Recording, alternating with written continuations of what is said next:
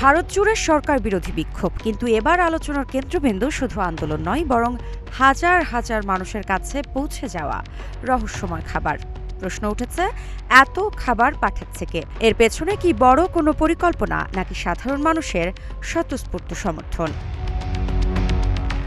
ভারতের বিভিন্ন রাজ্যে চলমান বিক্ষোভে প্রতিদিন হাজারো আন্দোলনকারীর জন্য খাবার পৌঁছাচ্ছে। সামাজিক যোগাযোগ মাধ্যমে ছড়িয়ে পড়া ভিডিওতে দেখা যাচ্ছে বিরিয়ানি, থালি, পানি ও নানা ধরনের খাবারের প্যাকেট আন্দোলনস্থলে এসে পৌঁছাচ্ছে নিয়মিত। প্রথমে অনেকেই ধারণা করেছিলেন এর পেছনে হয়তো কোনো বড় রাজনৈতিক সংগঠন বা গোপন অর্থায়ন রয়েছে। তবে বিভিন্ন আন্তর্জাতিক সংবাদ মাধ্যমের প্রতিবেদনে বলা হয়েছে, খাবারের বড় একটি অংশ পাঠাচ্ছেন দেশের বিভিন্ন প্রান্তের সাধারণ মানুষ।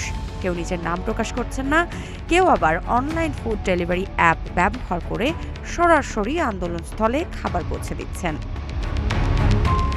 এই উদ্যোগে অংশ নিচ্ছেন প্রবাসী ভারতীয়রাও। অনেকে বলছেন তারা আন্দোলনকারীদের পাশে দাঁড়াতেই এই সহায়তা করছেন। ফলে আন্দোলন দীর্ঘ সময় ধরে চালিয়ে যেতে এই খাবারের যোগান গুরুত্বপূর্ণ ভূমিকা রাখছে। এদিকে সরকার বিরোধী বিক্ষোভ ঘিরে রাজনৈতিক উত্তেজনাও বাড়ছে। বিরোধীরা বলছে জনগণের ক্ষোভ এখন রাস্তায় নেমে এসেছে। অন্যদিকে সরকার দাবি করছে পরিস্থিতি নিয়ন্ত্রণে রয়েছে এবং আইন শৃঙ্খলা বাহিনী সতর্ক অবস্থানে আছে। তাহলে প্রশ্ন থেকেই যাচ্ছে, এই ফুড সাপোর্ট কি শুধুই সাধারণ মানুষের সংহতি, নাকি এর পেছনে রয়েছে আরও বড় কোনো গল্প?